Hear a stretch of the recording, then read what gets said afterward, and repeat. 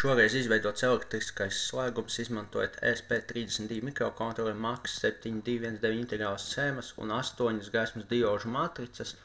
Matricu vadību tātad nodrošina šis MAX 7219 tātad integrālā schēma, kuru savukārt vada mikrokontroleris. Mikrokontroleri ieprogrammēts programmas kods, lai saņemtu ziņu, izmantojot Bluetooth savienojumu, šo ziņu attēlot uz ekrāna un arī, protams, sensoru dati tiek attēlot uz ekrāna, kā arī reāla laika pulksteņa dati, jeb datums un laiks tiek attēlots uz ekrāna. Šobrīd es redzētu, ka datumu šīs dienas laiku, protams, apgaismojums šobrīd man ir voltos, nevis luksos, tāpēc, ka es neesmu pārveidojis.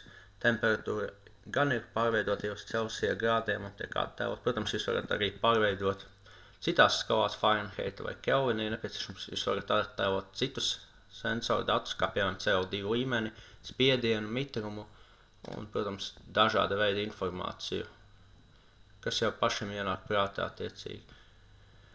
Tātad šo jau iespējams izmantot, iebūvējot attiecīgi korpusā, kā pie sienas, piemēram, piestiprinājumu ekrānu informatīvu, lai jūs zinātu, piemēram, telpā kādi ir šie sensoru dati, mitrums, piemēram, temperatūra, apgaisma līmenis un tam līdzīgi. Protams, jūs varat izmantot, lai izvadītu kaut kādu paziņojumu, atstātu ziņu, piemēram, kādam no radiniekiem un dažādiem citiem, protams, nolūkiem.